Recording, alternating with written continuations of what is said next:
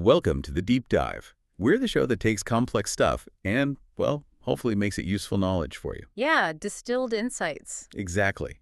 And today, we're doing something a bit different. We're not looking at research papers or articles. Nope. Our source material is actually a collection of real AWS Solutions architect exam questions. Which might sound a bit dry, maybe. Right? Like studying for a test. Yeah. But that's not the plan here. We want to go beyond just passing. We're using these questions to dig out some surprising facts, some practical insights about cloud architecture. You know, the stuff that gives you those aha moments you can use right away. Absolutely, because these questions, they aren't just trivia. They're often built around really common problems, architectural challenges, best practices. They show how different AWS services click together and why some setups are just crucial for, performance, security, keeping costs down. The goal isn't just knowing what the AWS parts are, but really why they matter. Okay, let's get into it. Starting with the basics, EC2 instances and networking. First up, placement groups. So what is a placement group?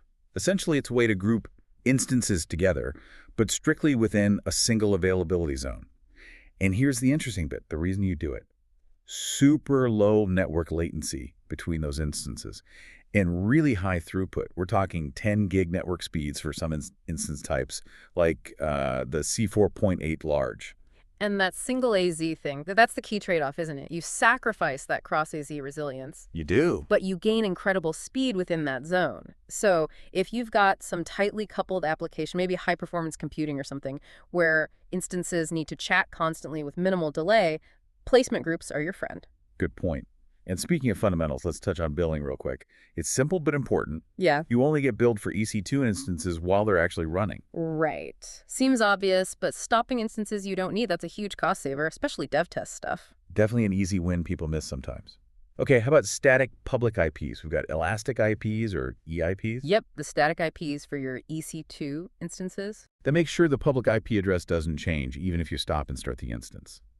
But there's usually a default limit, right? Yeah, typically 5 EIPs per account by default. Which kind of nudges you away from putting a static IP on everything, doesn't it? It does. It encourages using things like Route 53 DNS or putting things behind a load balancer for public access. More scalable that way. Makes sense. Now, reserved instances. These save you money if you commit long-term. Correct. And they're tied to a specific region for their whole life. But here's a useful detail. You can actually use that reserved instance in any AZ within that region you bought it for. Oh, that's handy flexibility. It is. But there's another limit to watch out for. You can generally only purchase 20 reserved instances per availability zone each month. 20 per AZ per month. Okay, that's a specific constraint you need to factor into planning, especially for bigger deployments. Exactly. It pushes you towards spreading your RIIs across AZs, not putting all your eggs in one basket. It also brings up the idea of resource lifespan and data, which leads us to ephemeral volumes or instance store. Instance store. The key thing, the critical thing to remember here is that data on these volumes is gone if the instance is terminated, or even if it just fails. Wiped out completely. Yeah. So architects need to know. You absolutely cannot rely on instance store for persistent data. Anything important needs to go on EBS or S3. I've seen it happen, teams using instance store for logs, then losing everything after a simple reboot. Not good. Ouch. A hard lesson. And Yeah. picking the right instance type matters too, like comparing, say, the older M1s versus the M3 generation. Right. M3s generally give you better, more consistent performance. They often have SSD-based instance storage, which means faster I/O. And kind of surprisingly, they're usually less expensive than the equivalent M1s. So better performance and cheaper. Shows how important those instance choices are. Definitely. Oh, and a quick tip for anyone coding against AWS, that magic address to get instance metadata. http.169.254.169.254 elitist. That's the one. http.169.254.169.254 latest. That's how an instance finds out about itself, its ID, its security credentials if it has a role, all that stuff. Useful. Okay, let's connect this to persistent block storage, EBS volumes. Elastic block store. So performance here isn't just about the volume type you pick, it's a mix, right? Depends on the instance it's attached to, what your application's I/O pattern looks like, how busy the volume is, how you've configured it. A lot of factors. And what about snapshots? They're essential for backups, but is there a performance hit? There can be, yeah. Frequent snapshots give you great data durability, obviously. But while a snapshot is in progress, especially if the data is changing rapidly underneath, you might see a slight dip in application performance. So the takeaway is maybe schedule snapshots during off-peak hours. That's the smart play, yeah. Or when your app can handle a small slowdown. And to really squeeze the best performance out of EBS. You need instances with enough horsepower to talk to them, so EBS-optimized instances are designed for this. Or instances that just have really high network bandwidth, like 10 gigabit networking. Got it. You don't want the instance itself to be the bottleneck. And if you need to recreate a volume later, say for DR, you must have taken a snapshot first. Use the EC2 create snapshot command, or do it via the console. That snapshot is your recovery point. Fundamental. Okay, let's shift to networking. This is where VPCs, virtual private clouds, really shine compared to the old EC2 classic. Oh yeah, big difference. Launching into a VPC gives you so much more control. You can assign static private IPs that stick even if you stop and start the instance. Unlike EC2 Classic, where private IPs could change. Exactly. You can give instances multiple private IPs, attach multiple network interfaces. I can even change an instance's security group membership while it's running. That was impossible in Classic. Right, and you get control over outbound traffic egress filtering, not just inbound. Plus, you can add another layer of security with network ACLs at the subnet level. And you even have the option of running on single-tenant hardware if you need that isolation for compliance or licensing. It's just a much more robust, flexible, secure environment, no question. Absolutely.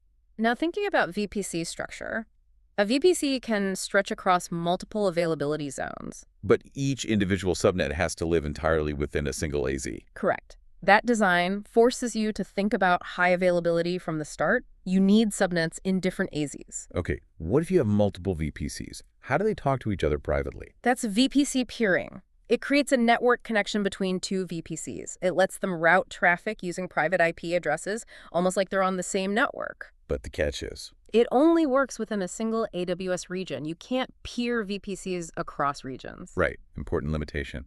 Now, security within a VPC. Security groups versus network ACLs. People mix these up all the time. They do. It's crucial to get this right. Think of it like this. Security groups are the firewall for the instance itself. Like a bouncer at the door of the instance. Exactly. They control traffic in and out right at the instance level, and they're stateful. Meaning, if you allow traffic in on a certain port, the return traffic going out is automatically allowed.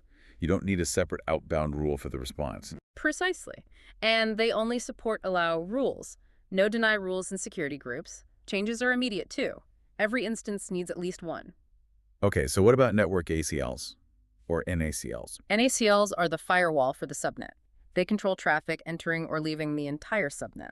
So more like the security gate for the whole neighborhood the instance lives in. Perfect analogy. And they are stateless. If you allow inbound traffic, you need an explicit outbound rule to allow the response traffic back out. Ah, okay. That's a key difference. And NACL support both allow and deny rules. You can explicitly block certain IP ranges, for instance. Got it. Instance-level stateful firewall, security group, versus subnet-level stateless firewall, NACL. Two layers of defense. Exactly. Now, a tricky scenario. You have an RDS database in region A and an EC2 instance in region B that needs to talk to it. Can't just allow the EC2 instance's security group from the other region, can you? Nope. Security groups are regional. The solution is you have to configure the RDS instance's security group ingress rule to allow the public IP range, or CIDR block, of the EC2 instance in the other region. Okay, so you need the actual IP range, not the group name. Good workaround. And for RDS within a VPC, what's a DB subnet group? It's basically just a collection of subnets, usually private ones, spread across different AZs that you tell RDS it can use for your database instances. It makes setting up multi-AZ deployments much simpler, ensuring RDS has subnets available in multiple zones for failover replicas. All right, makes sense. Let's talk scaling and managing load. You've got your app running. Now how do you handle traffic spikes, auto-scaling?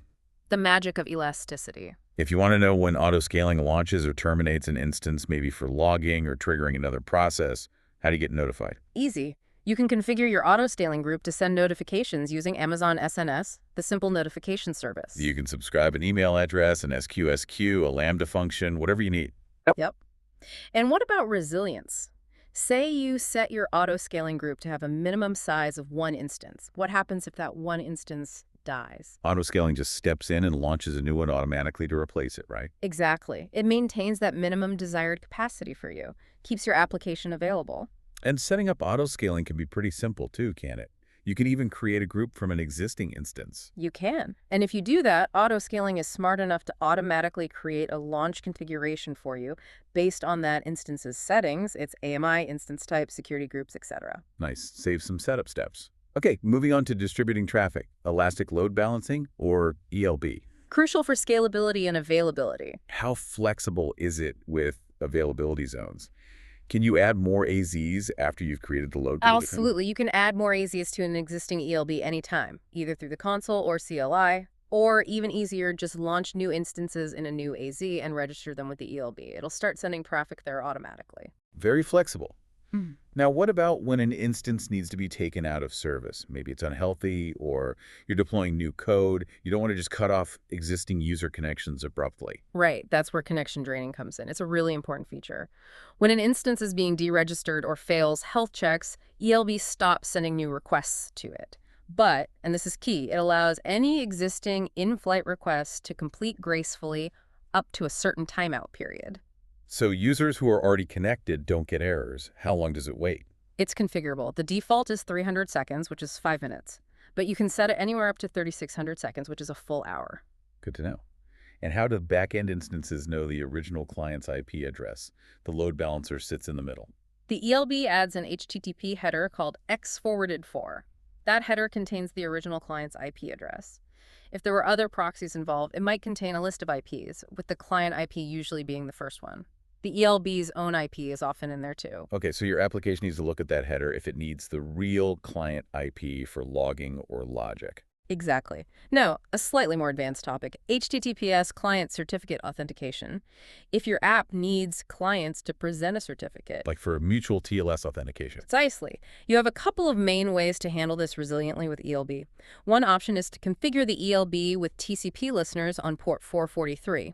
The ELB just passes the encrypted TCP traffic through, and your backend web servers handle the TLS termination and certificate validation. Okay, so the ELB doesn't do the TLS part in that case. Correct.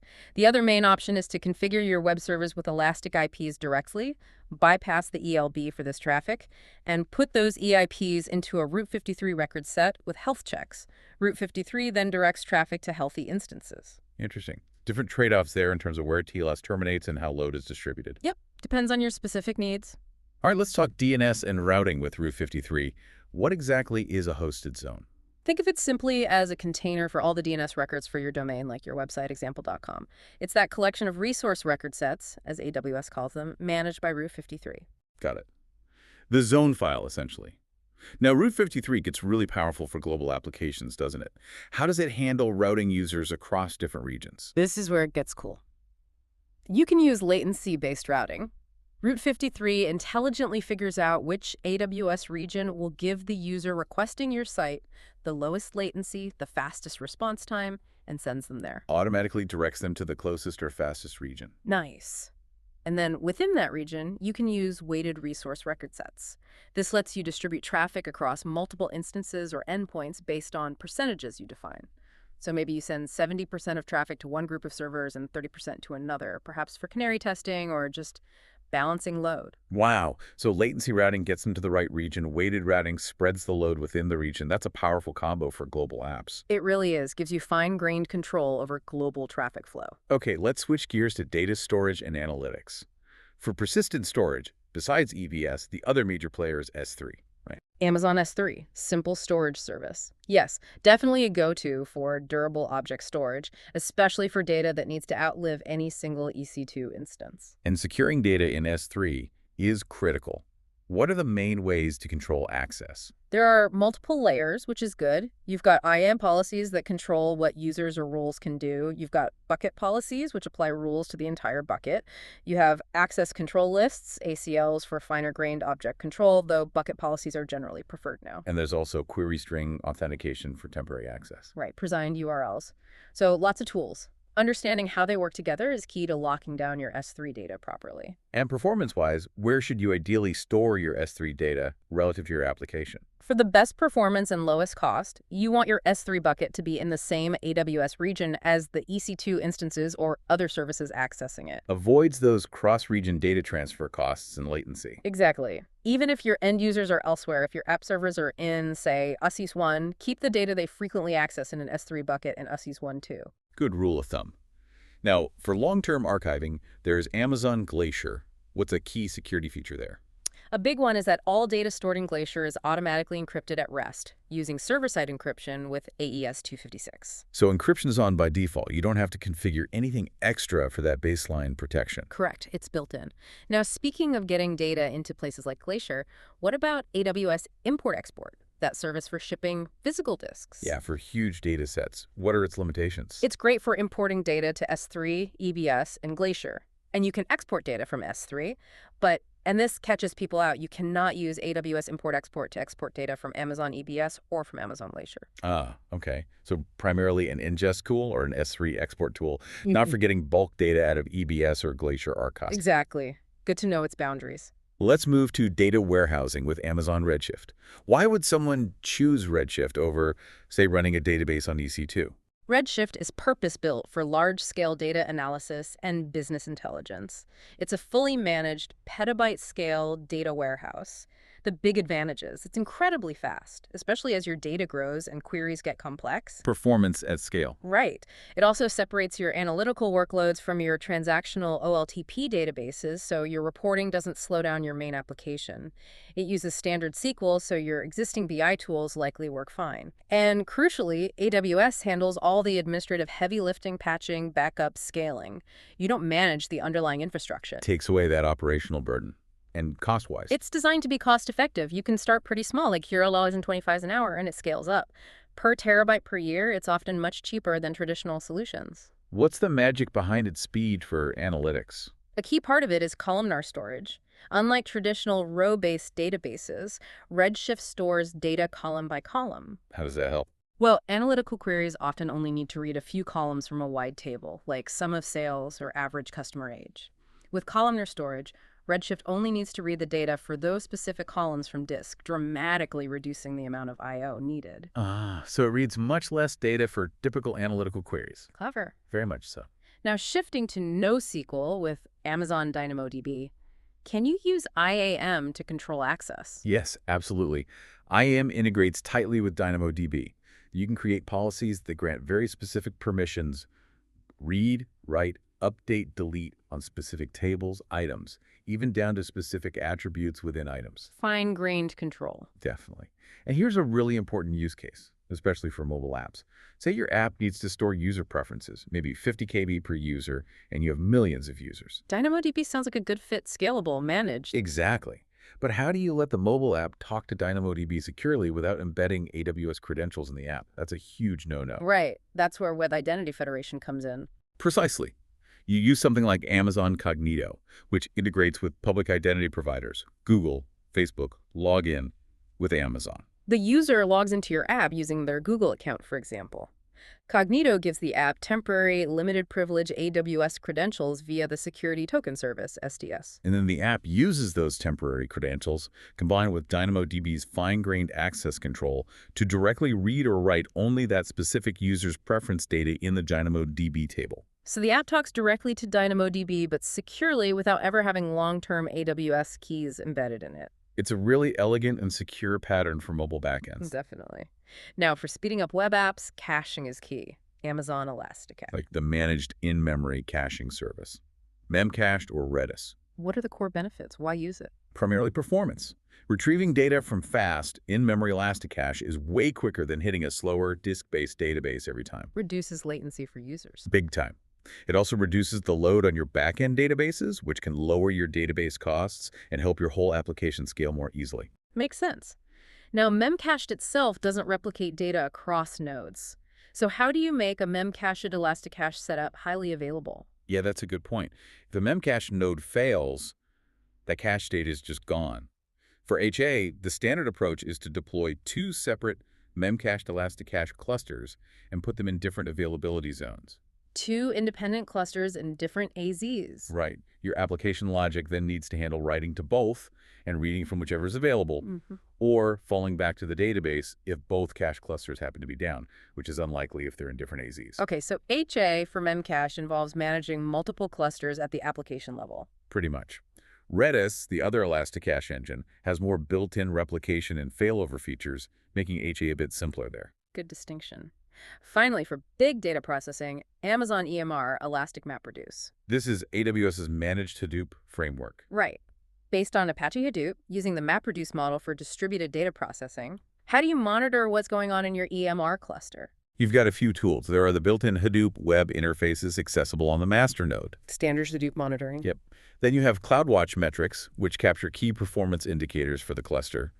And you can also use Ganglia, another open-source monitoring tool often used with clusters. Okay, Hadoop UIs, CloudWatch, Ganglia. What's not used for monitoring EMR cluster performance itself?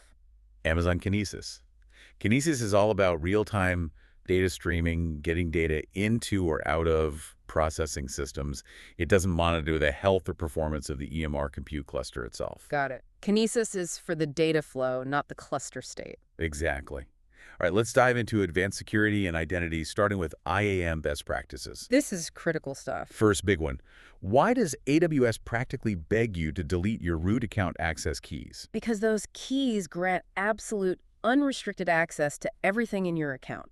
Billing, all resources, everything. If they get compromised, it's game over. The blast radius is enormous. Huge. The best practice is honestly never even generate them if you can avoid it.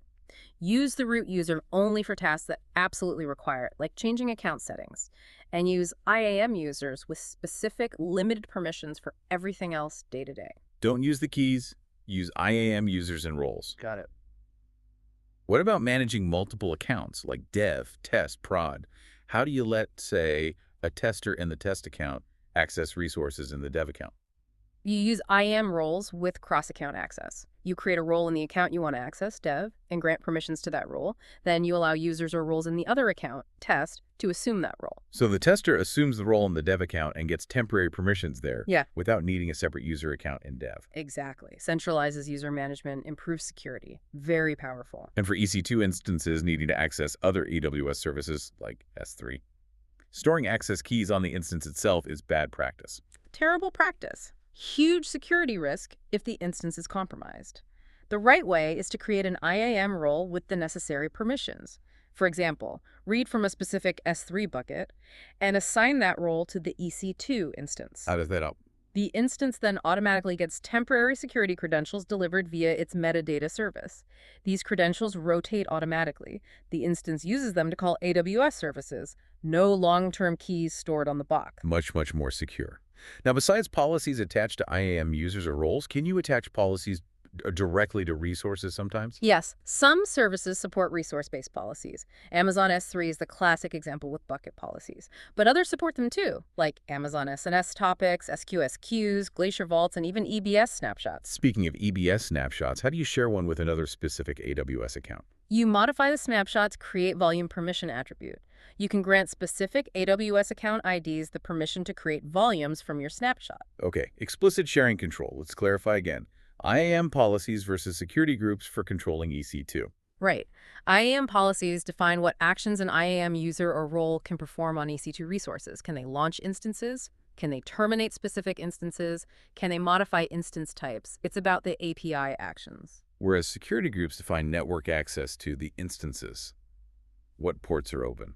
From which IP addresses? It's about the traffic flow. Exactly. They work together but control different things. Actions versus network paths. Got it.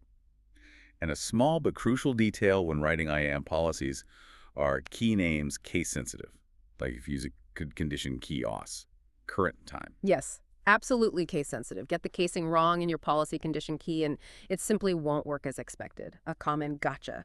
Good to remember. Yeah. Now, how can you prevent accidental termination of, say, production EC2 instances while still letting admins manage dev instances freely? This is a great use case for resource-based tagging combined with IAM policies. You tag your instances, maybe environment, prod, or environment dev. Then you write an IAM policy that says, for example, allow terminate instances action, but only if the resource tag environment does not have the value prod. So you deny termination specifically for production instances based on a tag, but allow it otherwise. Precisely. Or you could scope it further to specific users or groups. Tagging gives you that fine-grained control over specific resources. Very useful. Let's talk about Web Identity Federation again, but specifically with public providers like Google, Facebook, Amazon Login. We touched on this with DynamoDB. For mobile or web apps, using these lets users sign in with accounts they already have.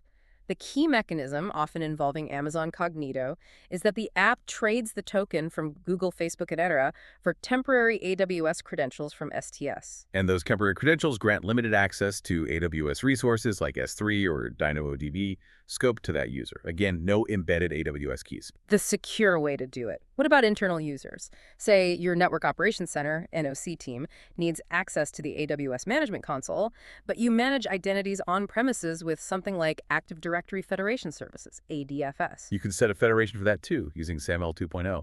Your on-premises identity provider, IDP, like ADFS, can authenticate your users. Then, based on group membership perhaps, it can assert information to AWS STS, which then grants those users temporary credentials, allowing them to sign into the AWS console with specific IAM roles. So single sign-on, using their existing corporate logins without needing separate IAM users created in AWS for everyone. Exactly. Streamlines access for internal teams. Okay, moving to a specialized service. AWS Cloud HSM. What's its main purpose? Cloud HSM is for when you need serious hardware-level security for your cryptographic keys. It provides dedicated hardware security modules, HSMs, in the AWS cloud. Think compliance requirements like FIPS 142 Level 3, or situations where keys absolutely cannot exist outside a certified hardware boundary. High security key storage. What about high availability? If an HSM in a Cloud HSM cluster fails? This is an important operational point. Historically, high availability recovery for Cloud HSM group members wasn't fully automatic. It was often described as a manual hands-off resumption process, meaning if an HSM instance failed or was lost, an administrator might need to take manual steps to provision a replacement and add it back into the synchronized group. AWS has improved this over time, but it's traditionally required more hand-on recovery than, say, RDS multi-AZ. So more operational overhead, potentially in a failure scenario compared to some other managed services. Good to know. What do you need to even set up Cloud HSM? It requires a specific environment. You need a VPC with private and public subnets configured correctly. You need an IAM role for the service. You need a control instance, usually an EC2 instance in your VPC where you install the vendor's client software like SafeNets to manage the HSMs. And you need security groups allowing management access, SSH or RDP, from your network to that control instance. Okay, so it's not just click and go. It needs careful network and security setup. Definitely. Lastly, on security, an interesting pattern for EC2 instances needing to authenticate themselves when making outbound connections, maybe using a client certificate. How can the instance get that certificate securely without embedding it in the AMI or user data? You can use an IAM role assigned to the EC2 instance. Grant that role permission to read a specific object from an S3 bucket, the object being your signed X.509 certificate. When the instance boots up, its bootstrap script uses the instance's IAM role credentials via the metadata service to securely download that certificate from S3. And then it can use that certificate for its outbound connections. Exactly. Secure distribution of credentials or certificates at boot time using IAM roles in S3. Very neat pattern. Okay, Wow. we've covered a ton. Let's hit a few other essential services quickly. Amazon RDS Multi-AZ. How does that work for high availability? It's super straightforward for the user. When you enable multi-AZ for your RDS instance, AWS automatically creates and manages a synchronous standby replica of your database in a different availability zone within the same region. Synchronous replication. So writes are confirmed on both primary and standby. Yep. Keeps them tightly in sync. If the primary instance fails, or even if its entire AZ has issues, RDS automatically fails over traffic to the standby replica, usually within a minute or two. The DNS endpoint for your DB stays the same. And the application typically doesn't even notice, apart from a brief pause during failover. Correct. It's transparent failover. Now, importantly, the primary instance handles all your database reads and writes. The standby is just there, waiting, purely for failover. It doesn't serve read traffic in a standard multi-Z setup. Okay, so multi-AZ is purely for HA, not read scaling. Right. But you can combine them. You can create one or more read replicas from your multi-AZ primary database. So the read replica connects to the highly available primary. Exactly. You can then point your read-heavy traffic, like reporting queries, to the read replica. This offloads reads from your primary, improving its performance while the primary remains highly available thanks to multi-AZ. Best of both worlds. HA from multi-AZ, read scaling from read replicas. Yep. And read replicas can even be in different AZs or different regions for more complex scaling or DR scenarios. Very flexible. Next up, Amazon Simple Notification Service, SNS. What's its core job? SNS is basically a fully managed pub/sub messaging service, and it excels at push notifications. Makes it really easy to send messages to a large number of subscribers, like pushing notifications to mobile apps, iPhone, Android, Kindle Fire, or triggering other distributed services like Lambda functions or SQS queues. So, fanning out messages. Great for mobile alerts, decoupling microservices. Lots of use cases. It's fast, flexible, and cost-effective for that kind of broadcast or targeted push messaging. Okay. Infrastructure as code with AWS CloudFormation.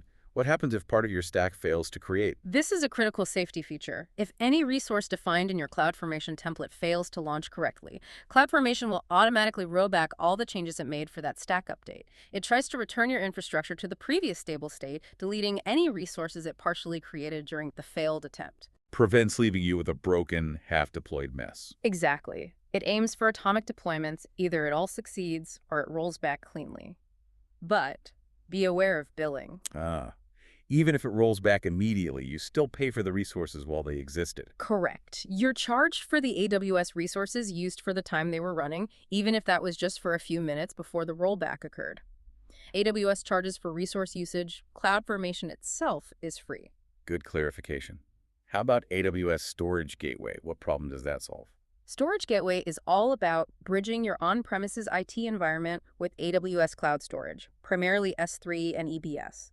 It acts like a local appliance or VM. A hybrid cloud connector. Exactly. It can present cloud storage to your on-prem applications as a standard file share, NFS SMB via File Gateway, as ISCSI block volumes, Volume Gateway, or even as a virtual tape library for backups, Tape Gateway. Makes it easier to integrate existing on-prem systems with cloud storage without rewriting apps. That's the main goal, yeah. Seamless integration. And for managing costs across many AWS accounts. Consolidated billing. This seems pretty straightforward. It is, but very useful for larger organizations. It lets you roll up the billing for multiple AWS accounts into a single paying account. You get one bill, but you can still see detailed cost breakdowns for each individual linked account. Simplifies payment and cost tracking. And it's free to use. Nice. Okay. Disaster recovery across regions. If you're setting up a DR site in a second region, what are some key AWS things you generally don't need to recreate there? Two big ones are usually Route 53 record sets and IAM roles. Why not? Because Route 53 is a global service. Your hosted zones and records exist globally. You just point them to resources in different regions as needed for DIR. And IAM is also global users, groups, roles exist across all regions, though the permissions they grant apply to regional resources. So no need to duplicate those global configurations. Yeah. Simplifies DR setup. Definitely. Now, AWS Direct Connect, the dedicated network connection to AWS, if you want to access public AWS services like S3 over your Direct Connect link, but keep normal internet traffic going out your regular internet pipe. How do you configure that split? You need to create a public interface on your Direct Connect connection. This allows access to AWS public IP ranges. Then you use BGP, Border Gateway Protocol routing. You redistribute the routes learned from AWS over the public interface into your internal network, and you advertise specific routes for your own network back to AWS. This lets you selectively route traffic to AWS public endpoints over DX. Okay. Requires some BGP routing knowledge to set up that selective path. It does. It's more advanced network configuration. And speaking of network connections, what about standard IPsec VPN tunnels over the internet between on-prem and a VPC? What security benefits do they provide? They hit several key security goals, right? First, end-to-end protection of data in transit. Keeps it private. Yep. Second, data encryption across the internet, making it unreadable if intercepted. Scrambles the data. Third, peer identity authentication. The VPN gateway on your side and the AWS side verify each other's identity before connecting. Ensures you're talking to the right endpoint. And fourth, data integrity protection. Make sure the data hasn't been tampered with during transit. So confidentiality, encryption, authentication, integrity. The core pillars of a secure VPN. Exactly. Last one, consolidating and analyzing logs in real time.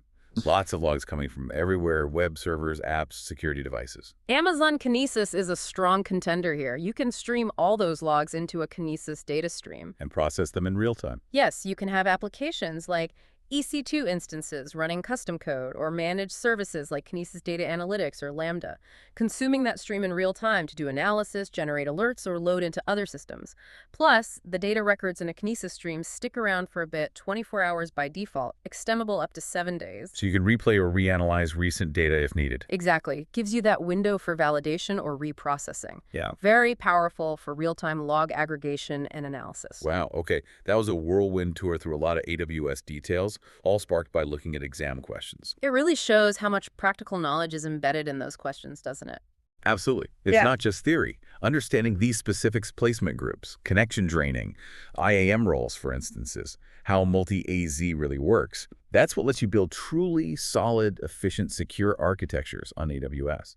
It turns the concepts into usable wisdom. Totally agree. And maybe the final thought for everyone listening is this. Beyond just getting certified, really digging into these kinds of nuances, the why behind the what for VPC security or data replication or access control, that's the key to mastery. So think about how these details we discussed might apply to your work. Could understanding snapshot performance impact your backup strategy? Could using IAM roles simplify your EC2 security? Yeah, how could these change your approach? Keep asking those questions, keep digging deeper. That's where the real learning happens. Absolutely. Stay curious.